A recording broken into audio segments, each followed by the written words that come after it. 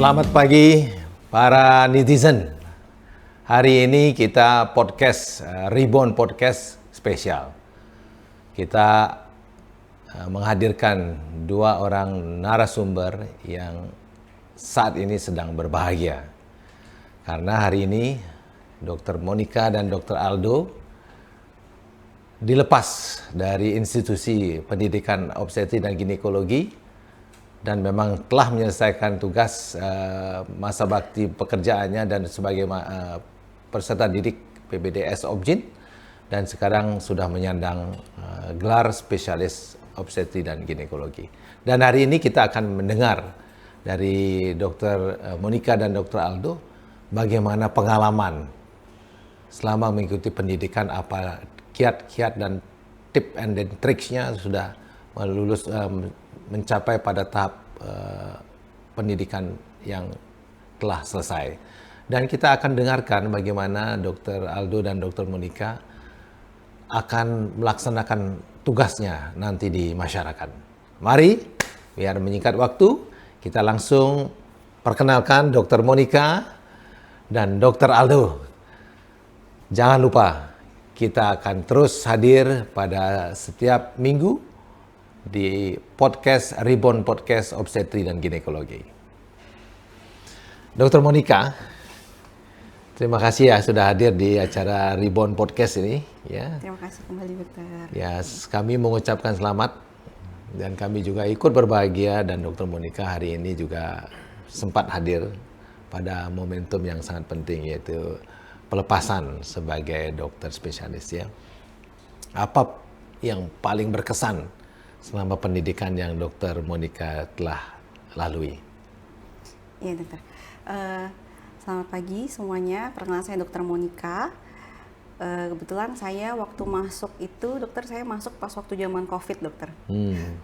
Jadi pas waktu, saya satu angkatan dengan Dr. Aldo juga, jadi kami masuk waktu angkatan COVID. Waktu itu karena keterbatasan, karena harus memang membatasi anggota yang beraktivitas di rumah sakit, Dokter. Jadi kita sempat dibatasi kalau misalnya tim yang masuk ke rumah sakit hanya sedikit, Dokter. Jadi waktu saya junior cukup berat karena yang biasanya dihandle oleh satu tim atau oleh 9 orang, kami waktu itu hanya jadi 3 orang, Dokter. Wah, terbatas banget ya. Iya, Dokter. Jadi semuanya kita harus serba bisa, maksudnya harus multitasking, fisik juga harus kuat, mentalnya juga harus kuat. Sampai waktu itu memang entah karena terlalu lelah atau apa, Dokter, saya pernah kena COVID dan cukup berat, Dokter. Waduh, seru banget ya. Waktu itu saya sempat masuk dirawat di rumah sakit. Waduh. Saturasi saya juga sempat turun sampai ke 60-70, Dokter. Wow. Dan yang saya survive ya. Iya, Dokter. Dan yang saya berkesan buat saya waktu itu, waktu saya sakit itu, kebetulan saya kan sendiri, Dokter. Saya bukan berasal dari Denpasar. Saya bukan dari Bali, jadi tapi yang saya berkesan waktu itu baik senior waktu itu chief saya dan teman-teman yang lain semuanya sangat perhatian. Jadi waktu itu saya dipaksa untuk masuk ke rumah sakit. Waktu itu saya sebenarnya nggak mau, Dokter.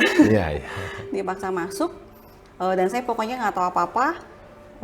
Chief saya yang teman-teman senior lain, pokoknya kamu diem aja sampai pokoknya saya masuk ke ruangan dan segala macam semuanya dibantu oleh teman-teman saya dan setiap hari juga ada yang mengirimkan makanan, mengirimkan dan lain-lain.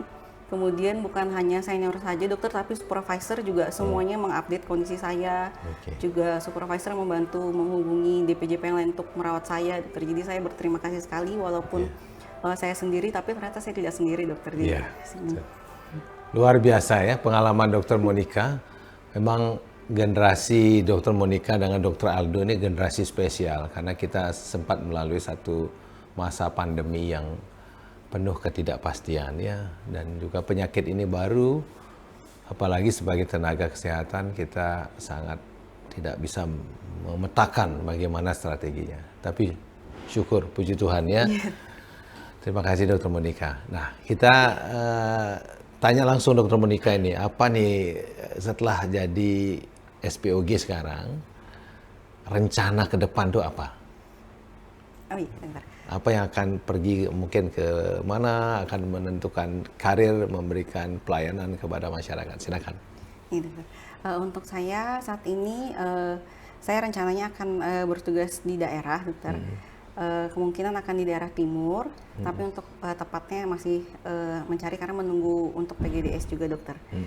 Cuma karena saya juga beruntung karena waktu pas senior ada sempat menjalani jejaring mandiri, jadi waktu itu kira-kira sudah mendapatkan gambaran, dokter, bagaimana sih kerja sebagai seorang Obgyn di daerah yang dengan segala keterbatasannya gitu, dan juga dengan segala pembekalan pendidikan dan keterampilan yang saya terima dari selama pendidikan itu. Jadi saya sudah bisa, oh seperti ini kira-kira ternyata kalau saya benar-benar terjun di masyarakat. Terkadang kan tidak bisa seperti yang teorinya ya, dokter. Betul, betul. Ya, saya setuju sekali ya, karena pendidikan kita selama 4 tahun ya di Obgyn itu kan ada tugas mandiri ya.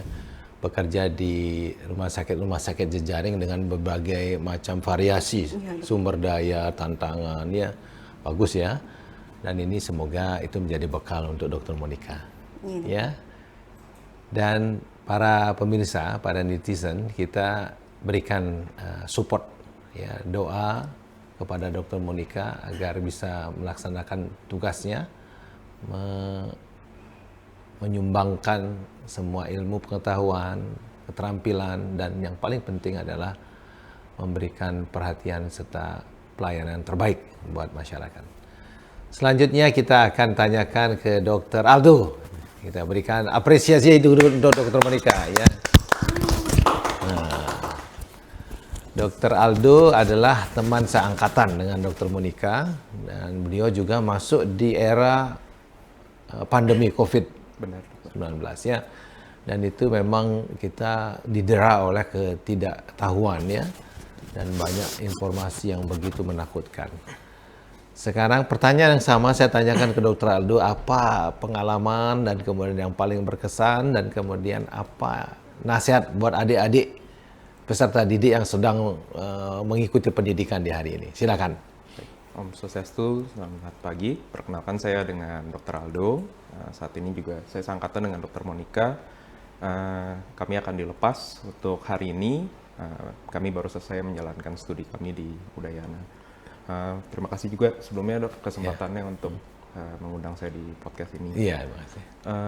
Kalau pengalaman paling berkesan memang tentu semakin saat saya rasa semakin junior tuh makin lebih berkesan ya, Dok. Memang betul yang Dr. Monika katakan, yang kami rasakan cukup spesial itu adalah kami masuk di era pandemi, Dok. Pandemi, betul. Ya.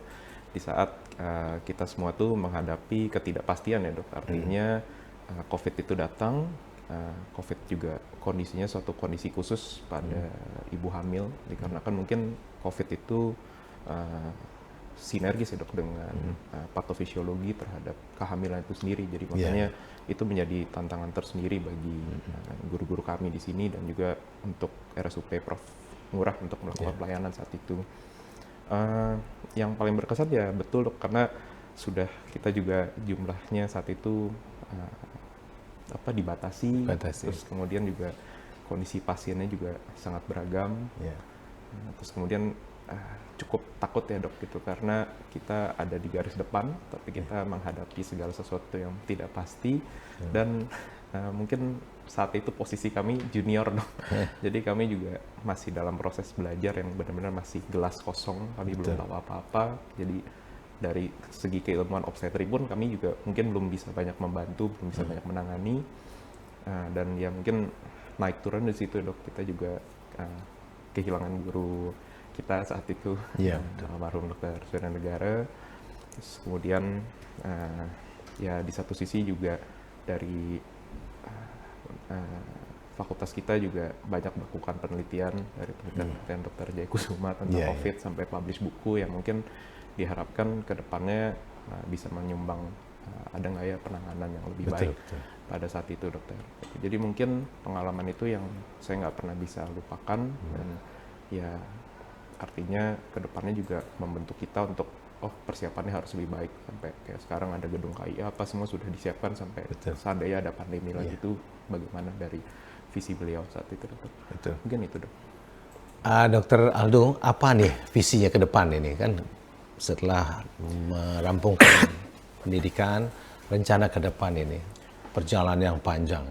Apa visi, misi, rencana-rencana yang dirindukan? Silakan.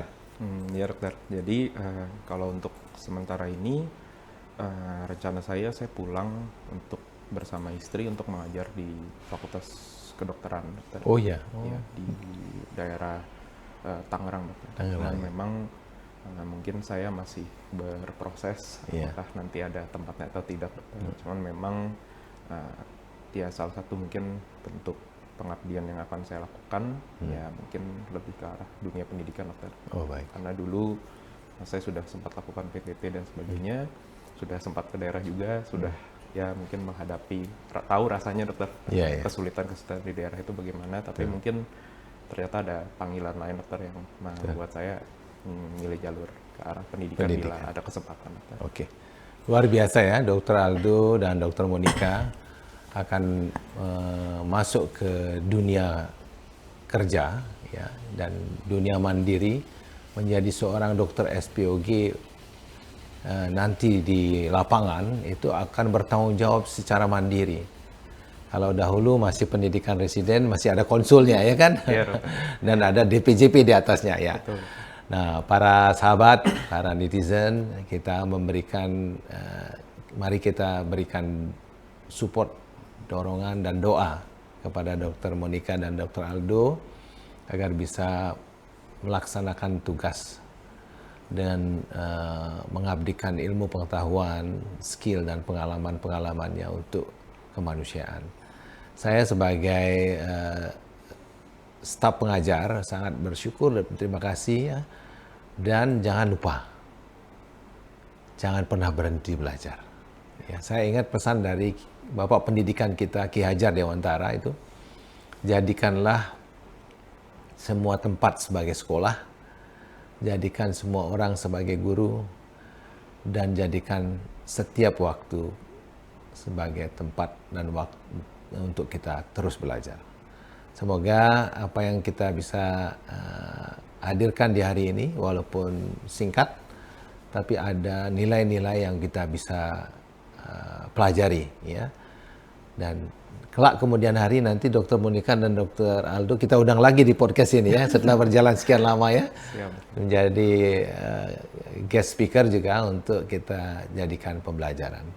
Setidaknya untuk para peserta didik pendidikan obgyn, ya, obstetri dan ginekologi dimanapun berada di Indonesia, kita bisa belajar dari para senior, belajar dari pengalaman-pengalaman yang mereka hadapi dan mereka telah laksanakan.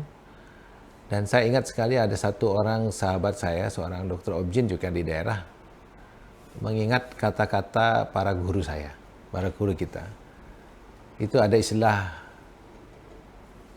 PPH, perdarahan postpartum ya, PPH postpartum hemorrhage ya, singkatannya PPH. Dulu panic hysterectomy ya.